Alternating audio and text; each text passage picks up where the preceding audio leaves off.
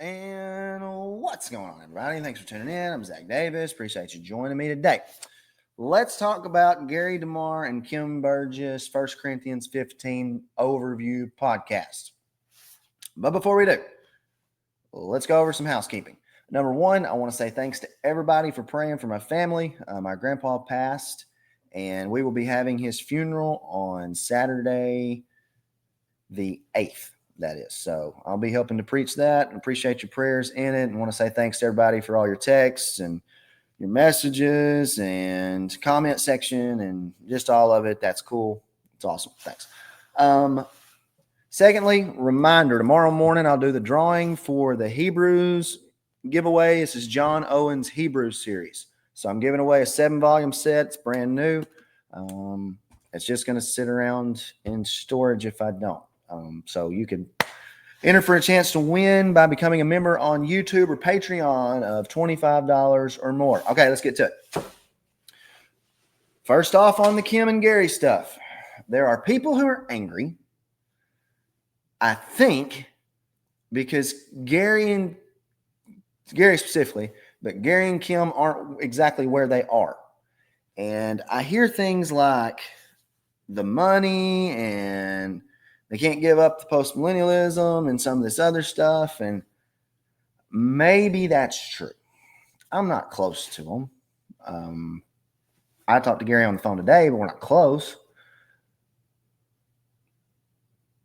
I don't think that's the case. I simply think they're trying and doing their best and stating where they are. So I think a lot of futurists look at it and say, well, Gary's playing the middle ground and he's really a closet full preterist and all this other stuff. And then full preterists look at it and they're like, well, Gary's leaning back to futurism and this other stuff so he can win their side. I don't know if y'all have noticed, but I think like everybody's mad at the dude. So I don't really think he's trying to play anything. What I think he's trying to do is study and say where he's at. I get accused of some of the same stuff sometimes, like, hey, it sure seems like you're really in this space. And I'm like, if there are tenets of my teaching that look that way, then that's where I am. And if I say I'm not there and I don't know, then I'm not there and I don't know. My platform's not as big as Gary's is. But I will say this. It's different when you're teaching publicly and everybody watches you go through things and go through transformations as you're studying because it comes out and you're urging along stuff, So I don't understand the animosity towards somebody like Gary from a lot of people. I mean, I understand it, but I just think it's misguided because I really think he's doing, the futurists aren't saying the things they're saying in this podcast on 1 Corinthians chapter 15. That's not normal.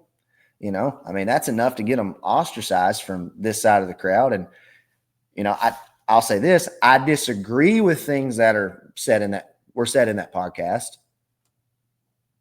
But at the same time, I agree with a whole lot of things that were said in that podcast. And just because we don't line up in every single tenet, that doesn't make me angry at Gary or Kim. I'm thankful for what both of them are doing, even though I do have disagreements. And I'll share just for a few minutes about maybe a couple of those disagreements. All right. Specifically, one place where I disagree. And this is a question that I get all the time. I got asked this earlier this week in the comment section, and I don't have a good answer to it. But kudos to Kim. He has a position, and he believes that position and thinks that position's right, and that's fine. The position being, what happened to the believers from AD 30 to AD 70 who had believed and been born of the Spirit? They go to Hades, or did they go to heaven whenever they died? And Kim's take is that they went to heaven. I've stated numerous times, I don't think necessarily that's the case.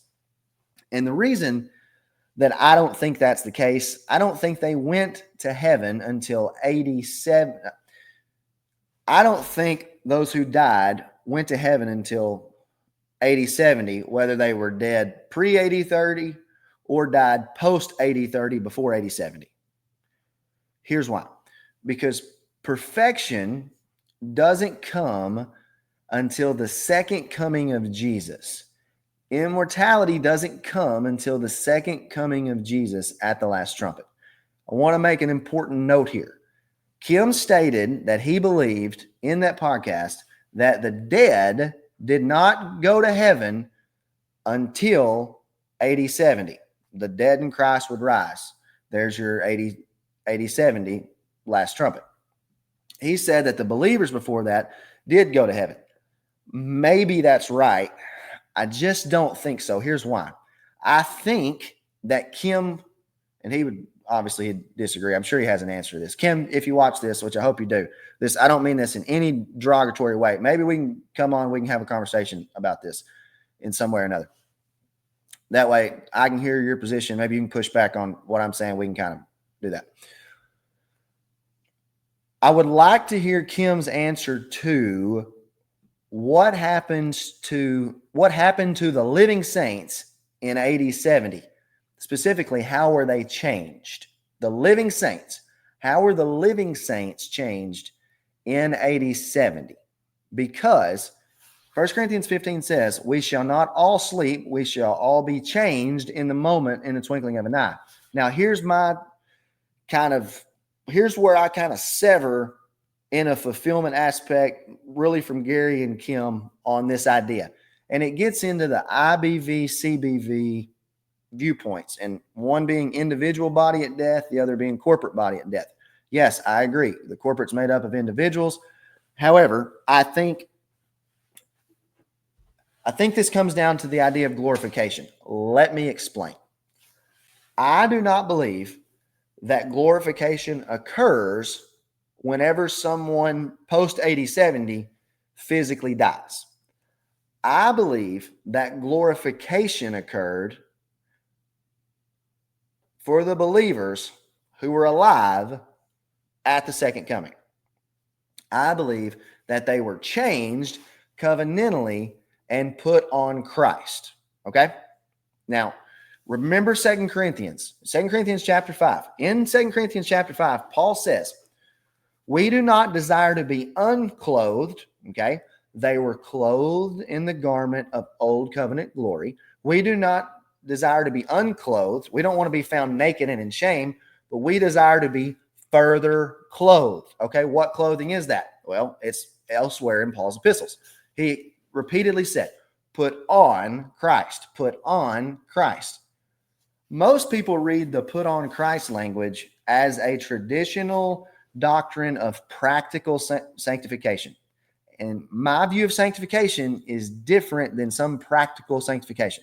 My view of sanctification is that it was positional for the believers in the first century. Okay? They were positionally being conformed back into the image of God. They were positionally being conformed. The full position comes to completeness and perfection. The full change, we shall not all sleep, we shall all be changed. The full change occurs at the last trumpet when all the law is fulfilled and it passes away. The perfect then comes, and positionally they're restored back into the presence, into the fellowship of God. The living believers thus are glorified at the second coming. That's more of a corporate view, okay?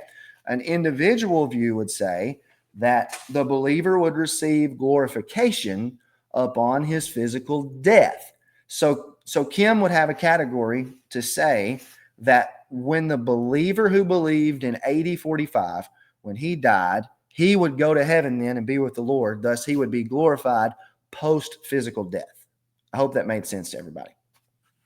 So he would take a passage like he did in the podcast, and I'm just trying to lay this out. So Kim, feel free in the comment section, say, Zach, you whiffed it, you whatever, because I'm not trying to. Like, I'm want to make this clear to Gary and Kim and everybody who's watching us. I appreciate what you're doing. I really do. But I want to help people kind of see maybe where I'm with you and where we see it just a little bit different here. So please, both of y'all, when you watch this, know that. Kim would take a text like, what was it? It's in 2 Corinthians. I think it's 2 Corinthians 5:8. When it says, to be absent from the body is to be present with the Lord. So Kim reads that and says, all right, when the believer dies, even before when Paul wrote 2 Corinthians, which is before AD 70, when the believer pre-AD 70 dies, he is thus glorified and goes to heaven to be with the Lord. I think that's my understanding of what he believes.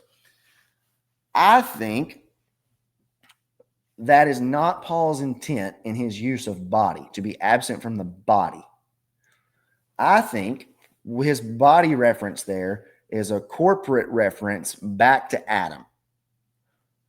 To be absent from the body is to be present with the Lord. I think they're going from old creation body to new creation body, corporately, to a new man, Christ, which is prevalent elsewhere. That's the idea of body elsewhere in Corinthians. I think passages like 1 Corinthians chapter 10. So my take is that, yes, the dead saints at AD 70 are glorified. I am with you 100% there on that. However, the living saints are also glorified at the second coming, thus they're changed. Not physically changed like the rapture doctrine, covenantally changed. Positional doctrine. That's the whole, to me, that's the whole point of the Bible. Okay? That's why Don Preston calls it covenant eschatology. And that's a really fitting name, because the purpose is to positionally get men back into the presence of God. That's the work of Christ. That was the hope that they had. And that's true whenever one comes into the kingdom that comes from heaven. The physically dead saints, yeah, they're glorified at AD 70, but the living saints are as well.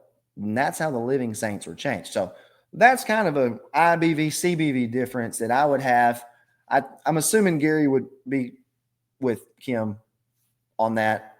And, you know, I think that's a traditional type view for a lot of folks. I think there are a lot of people,